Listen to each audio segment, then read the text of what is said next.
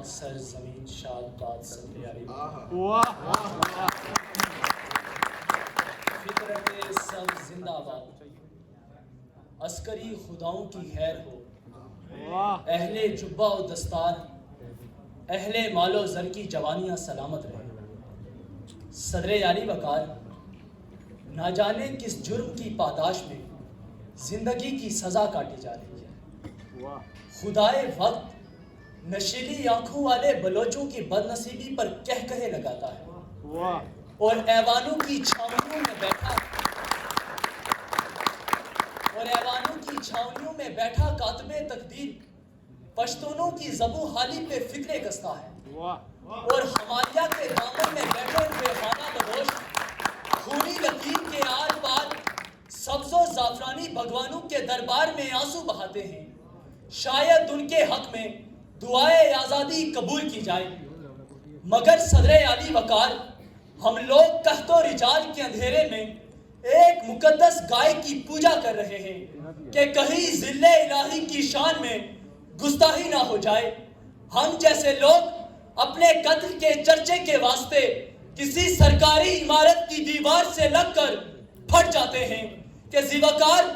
عجیب دکھ ہے، دار کی سرخ رسی کاشمر کے باسیوں سے پناہ مانگنے لگی، مگر نہ کسی شاعر کے قلم نے خون تھوکا، نہ کسی ادیب کے قلم سے سچ پھوٹا، اور نہ کسی ہنسی عورت کا آنچل انقلاب کا پرچم بنا کہ صدر علی وقار نائلہ کے دیش میں کشور حسین پر المیہ ہی المیہ پاک سر زمین پر خوف ہے، ہراس ہے، تشنگی ہے، پیاس ہے، چور چور آس ہے، گر پڑا ہو چھت جیسے زیر چھت مکین پر، ہائے لٹ گیا یقین مرکز یقین پر، المیہ ہی المیہ پاک سر زمین پر، المیہ ہی المیہ پاک سر زمین پر۔ آپ نے ٹھیک کہا تھا صدر علی وقار، ہم جیسے کمزور ریاست سے لڑ نہیں سکتے، اور اگر کوئی سر اٹھانا چاہے گا تو بھاری بھرکم جوتوں تلے رونک دیا جائے گا۔ صدر علی وقار وزیرستان کے ایک ایک گھر سے 11 لاشیں اٹھائے گئے، بچوں کے سینوں پہ تڑ ہوئی، چرچا نہ ہوا۔ حسان کمرانی اور حزب اللہ کمرانی کو ان کی ماں کوئٹہ پریس کلب میں پچھلے 10 سالوں سے ڈھونڈتی رہی، چرچا نہ ہوا۔ بلوچ مارے گئے، پشتون مارے گئے، کشمیری مارے گئے، چرچا نہ ہوا۔ ہر ایک محب وطن کو غدار کہہ کے لٹکایا گیا، مارا گیا، چرچا نہ ہوا۔ کہ صدر علی وقار عجیب دکھ ہے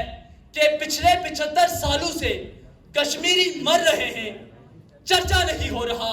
اور آج اس سیوان میں فقط شعور زندہ رہا، اور شعور یہ پوچھتا رہا کہ بتاؤ کمپنی باغ لیاقت باغ کیسے بنا؟ بابڑا کی حسین سرزمین کو خدائی خدمتگاروں کے لہو سے کس نے سیراب کیا؟ بنگالیوں کے سینوں سے بنگلہ دیش کس نے نکالا؟ جمہوریت کو کوڑا دانوں میں کس نے پھینکا؟ اور اگر کوئی جواب جانتا ہے خاموش رہے، کیونکہ وگرنہ وہ گستاخ اور اس کی زندگی کے لوہے محفوظ پہ غداری کا ایک اور مقدمہ درج کر لیا جائے گا۔ صدر علی وقار تاریخ گواہ ہے، اور جا کے کوئی دستے قاتل کو روکے کہ جس سرزمین پہ ہونے ناحق گرا وہاں بہار کا رنگ سبز نہیں سرخ ٹھہرا، کہ پھر روس میں سینٹ پیٹرزبرگ میں کھڑے کسان ہوں، یا پھر فرانس کے ٹینس کورٹ میں مزدوروں کا ہجوم، جی ایم سید ہو، یا صبح انقلاب کی مانگ کو اپنے لہو سے بھرنے والا فیض ہو، کہ شہر لاہور میں جن کی آشفتہ سری کا تماشا بنایا گیا یہی پیغام دیتے رہے کہ آج دشلشکر بھی تمہارا ہے، سردار بھی تمہارا ہے، تم جھوٹ کو सच लिख दो, अखबार तुम्हारा है, खूने मजलूम ज्यादा नहीं बहने वाला, जुल्म का दौर बहुत दिन नहीं रहने वाला, अरे इन अंधेरों का जिगर चीर के नूर आएगा, तुम हो फिरौन तो मूसा भी जरूर आएगा।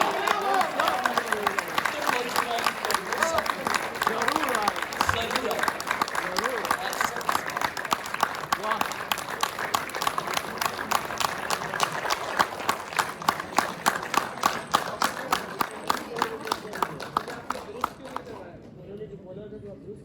आपकी जिम्मेदारी नहीं थी कि आप ठीक करवाएं जो उन्होंने मौजूद बोला, अगर गलत है तो। सर मैं नाम सुन के आ गया था, मैंने